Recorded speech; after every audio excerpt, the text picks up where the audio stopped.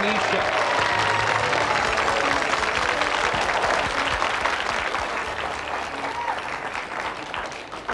你好吗?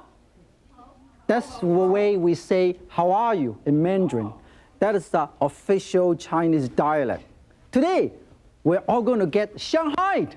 We're going to be taken to a visit to that mysterious city and sample the whole sweet and sour fish, pineapple, honey ham, and sweet day-filled crepes. Here, I want to start the first wonderful dish. The reason why this is so wonderful is because fish is healthy, it's low calorie, and it's wonderfully delicious. And a lot of you worry about weight. Fish is wonderful to try. How many of you love fish? Raise your hand. Oh, practically everybody, all of everybody. I love fish, but I also love other type of meat. So the great thing about fish is give the balance of diet. Here, I'm going to show you, we started out with one whole fish. This is a rock cut. You can use red snapper. You can use brown snapper. This happened to be brown. It's not red. So you can use a rock cut. This is approximately 1.5 to 2 pounds. Okay? And also, I have shredded about half of a carrot, julienne shredded, matchstick shred. And also green onion, 1 whole green onion. You can use 2 or you can use 3. Nobody cares. And then also use a tiny bit, that is true. And also use a tiny bit of, this is bamboo shoot, okay?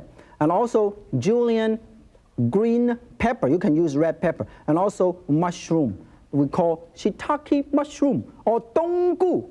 And also 2 egg bitten.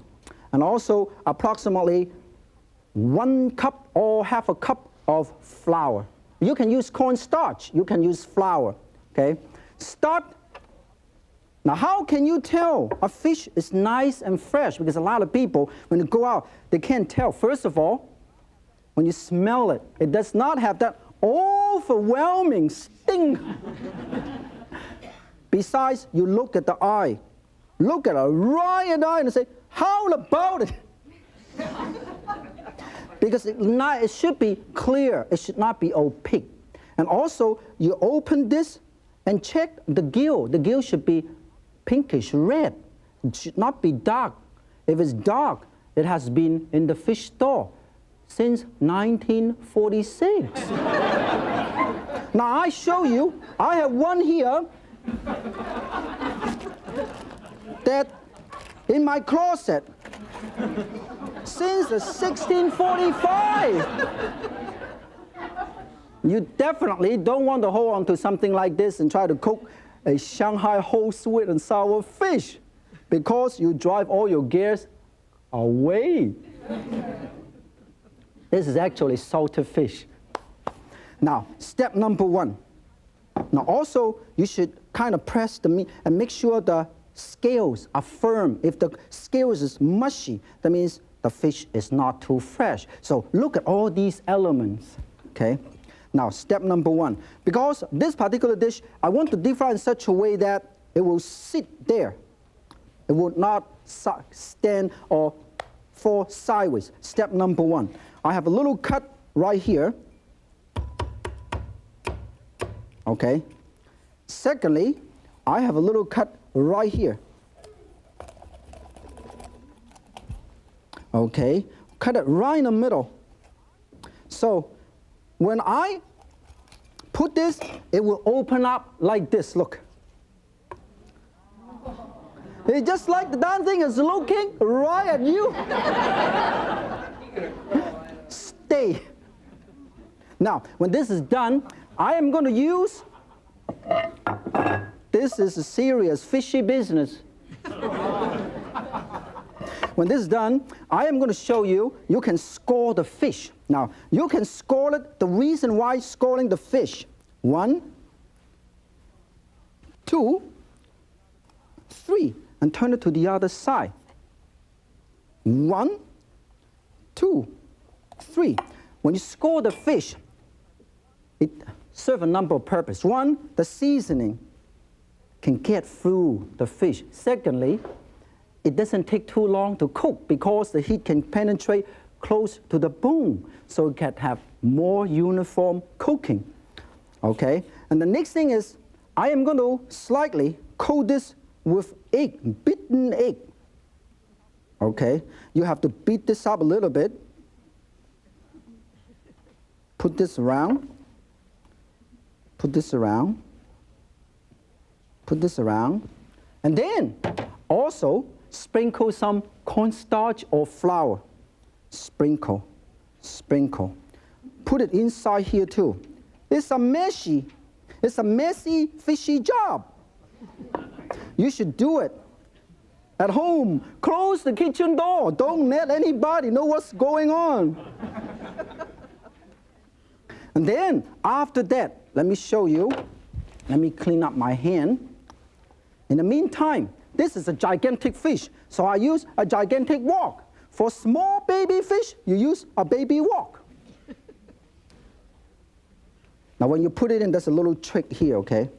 When you put it in like this.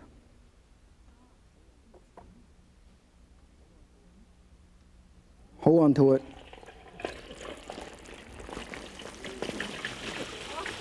Damn thing is moving. Swim away.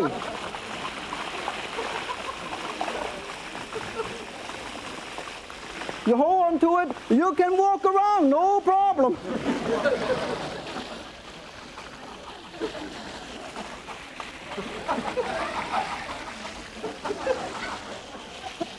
Have a good time. Cooking should be fun. Now, if you have a gigantic fish, you use a gigantic strainer.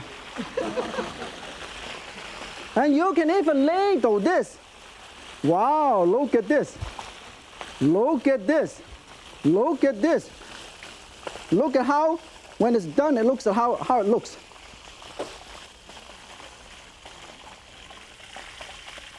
Look at this.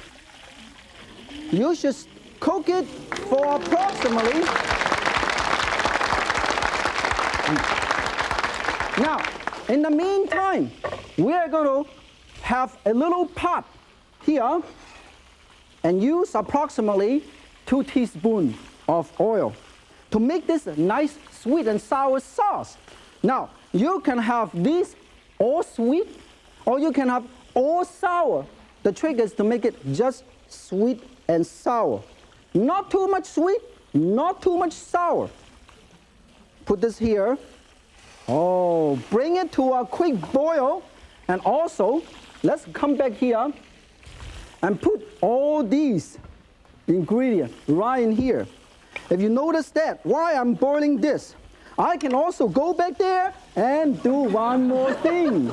If you notice that this is a big fish, that's why I use a little bit more oil. In fact, there are more oil here than the old pack, except this is much cheaper. The problem is you can only use these in your kitchen and not in your car. Now, let us do this when it's done. Let me show you how simple it is. We're going to put this dish here and bring this to a boil and thicken this up a little bit. And then you pull the whole thing right on the fish. This is how beautiful this. Why I'm pulling this. Frida, over there, have a question for us. Yes, I do. Since my husband's become diabetic, I have problems preparing sweet and sour dishes, which we both like. What would you suggest we use as a substitute for sugar? First of all, if you cannot take sweet and sour dish, all you have to do is take him to an Italian restaurant.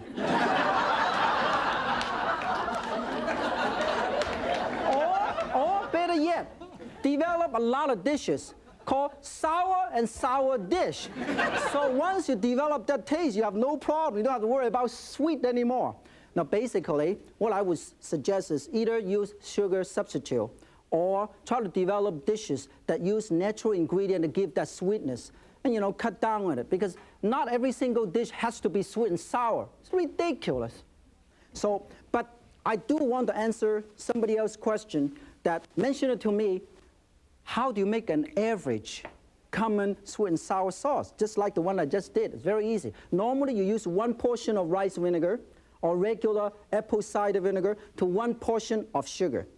And then you use about a little bit more, about 1 portion to 1 1/4 portion of water. Just mix them all up. If you want, you can also put ketchup. Normally, I don't like to use hot and sour type of thing. But if you want, you can put a tiny bit of chili. Some sweet and sour sauce have a little bit of chili. And of course, sometimes you see bloody red sweet and sour sauce because they add a tiny bit of red food coloring. Normally, I just add ketchup. Okay? Thank you. My pleasure. Now, this dish is called pineapple honey ham. Very simple to do. It's a wonderful dish to serve to your honored guests. You start it out with approximately 1 1/2 pounds of Virginia ham. This is a ham from Virginia, not Pocatello, Idaho. And also, we use approximately 1/2 cup of lotus seed. Okay, this is lotus seed. This one with skin, this one with no skin. You can tell the difference. And also use 1/2 can of about 8-ounce can of pineapple ring. And also use approximately 2 tablespoons of dry sherry, 1 tablespoon of honey, and about 1/2 teaspoon of soy sauce, and a tiny bit of sugar or rock sugar. This is rock sugar I want to introduce. If you want to make this dish exotic, I'm going to show you what do you mean by rock sugar. This is how. Wow! This can be dangerous. Now, all you really want to do is start with slicing these Virginia ham. Cut it up, thin slices like this, and you put it here. And you cut it, and you put it here. Okay? And then after you do that, after you slice them all up, I want to show you, I am going to lay this up like this. 1, 2, 3, 4, 5, 6, 7, 8, 9. When you put them all together, you can put this mixture of honey, soy sauce right in here. Okay, wow. And also rock sugar or regular sugar, put it here. And you are going to steam it. And after you steam it, you can invert it out. And then you can garnish it with, let's put this in. Because we've got so many people here, everything we cook, we have to double the recipe. See, now you're looking at television set. You can see what's happening right there. In the meantime, I'm going to cook this lotus seed. Most of these are either from China or from Hawaii. If you visit Hawaii, you can see a lot of these. Now, I cook this in a syrup. I want to show you. Right here, I cook this in a syrup, okay? Right now, you got to steam it over medium-low heat for approximately half an hour to 45 minutes, medium to medium-low heat. And in the meantime, notice if I want to show you, this is how it would look. Isn't that beautiful? Now,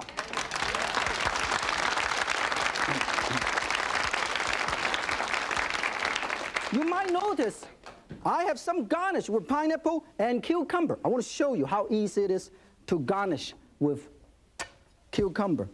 You cut a little piece of cucumber, you make little slices like this, okay? Thin slices like this, okay? And then you can tell, can you see that? You can make it into a fan like this. Isn't that beautiful? And then you can put every other one like this. Every other one. Can you see that? Every other one. Then you end up having something like this. Isn't it beautiful? Everybody can do it. I learned this 25 years ago. I haven't forgot. So you can garnish it, so it's very easy to do. Now, why we are doing all these, I understand. We have a question over there. Martin, can you tell us a way to preserve ginger and how long it might be kept? First of all, when you go out to the store, when you buy ginger, don't buy too big a piece. Because if you buy too big a piece, it lasts you 2.5 centuries. You buy a piece just enough to last for about a week or so, okay? The best way to store the ginger is peel it and slice it up, and you put it in dry sherry in an airtight container in the fridge. It will last you for a while. Another way is peel it and mince it up or julienne it and put it in oil, because when you cook, you can scoop out the oil and the ginger simultaneously. That's another way to do it, okay? I understand that Jack over there also have a question for us. What is the best way to prepare dried whole anchovies?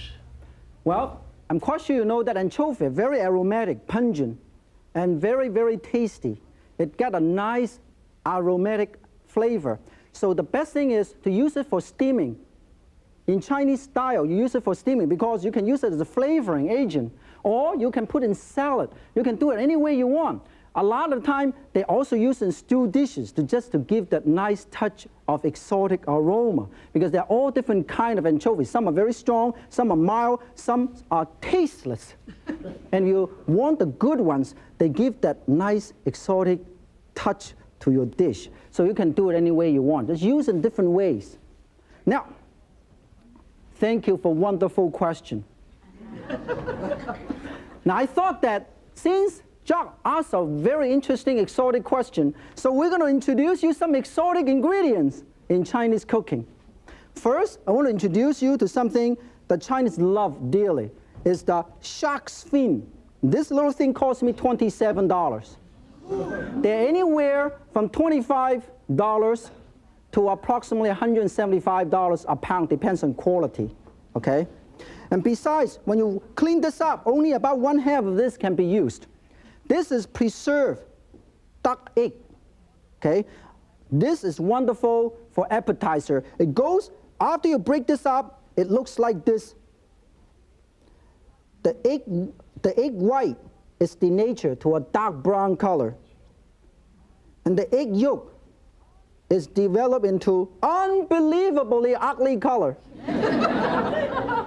And it's very strong, aromatic. It smells like ammonia.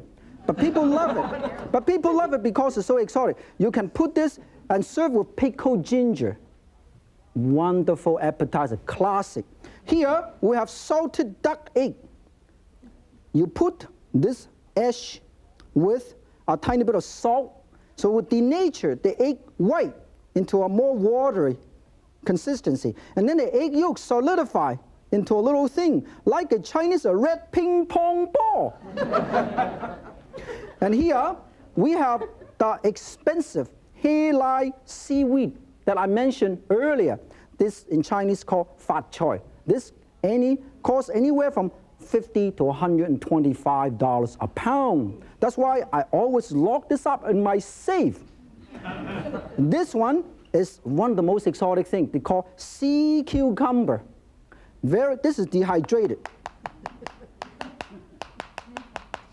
You can make music out of these. This, you have to soak this for about 3 days. And then you cut it up and it's absolutely tasteless. But it got a nice, wonderful texture. You put it in stir-fried dishes, in vegetarian dishes, and you put it in soup. Wonderful.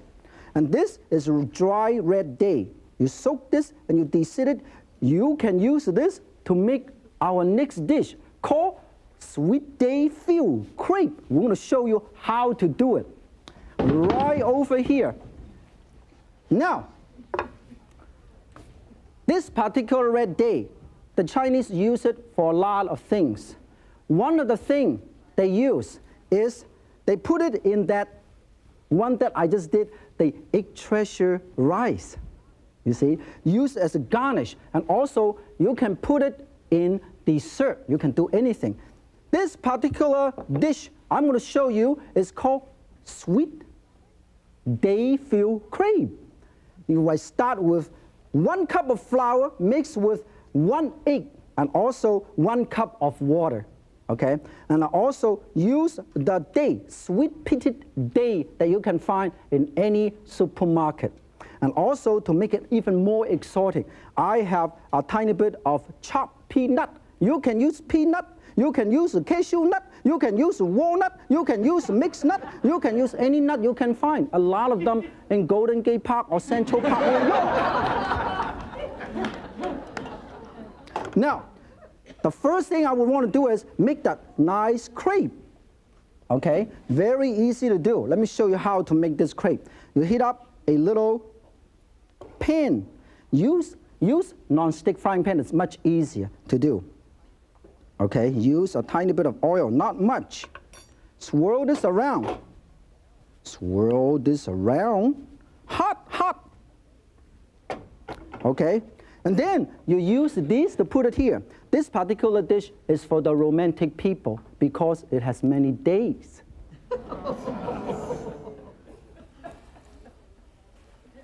You win some and you lose some. I'll try better next time. You make a little crepe like this. Do not make it too big. Do not make it too big. Move them around. Move them around. I recommend all of you use a non-stick frying pan to do it so you won't get stuck. I'm not quite sure how many of you remember or know that the Chinese invented pasta, but the Italian make them very famous. The same thing, the Chinese invented crepe. Okay? But the French make it famous because in China, they don't call it crepe, they call it thin pancake. That's the reason why the Chinese never get any credit out of it. Huh? Wonderful. You toss it, huh? Wonderful. Huh? Well, you make a lot of pancake, and I want to show you, after you make the pancake, you roll it up first. Okay, let's roll this up and set it aside.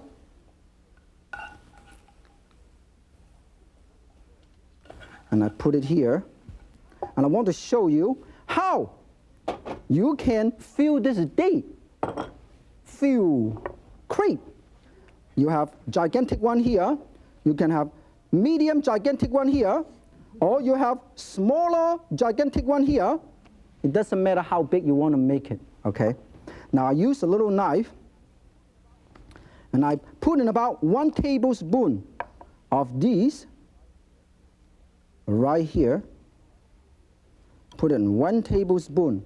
Now, it depends on how sweet you want it to be. Sometimes you want it really sweet, you add some more sugar in the sweet pitted date that you find in supermarket. Sprinkle. How many of you like peanut? Everybody? Oh, everybody, including myself. And then you hold it, you fold it like this. 1, 2, just like you fold an envelope. You fold it, and you fold it, and you hold on to this, and don't let it go. And it go look like this. Okay? And after you finish, you put them all and brown it with a tiny bit of oil. Not much, just sprinkle. Any polyunsaturated oil would do. You don't have to use peanut oil. You can use any oil. Do it very, very carefully, like this. Put it right here, like that. See? Right here. This is a wonderful dessert, and I recommend all of you go home and try it. You gotta brown it until they're nice and brown. After this is brown, you see, move them around, don't let it get stuck. And then you cut it up into 3 pieces. It looks like this. And you put it here, you stack them all up. It's very easy to do. Now, basically, when you do the red date paste, all you have to do is start with this type of sweetened pitted date that you can find and put in a food processor. Make it into a paste. That's very simple. Cut it up, stack them all up, stack them all up, stack them all up, and you serve to your guests. Remember, if Yan can cook, so can you. Join in.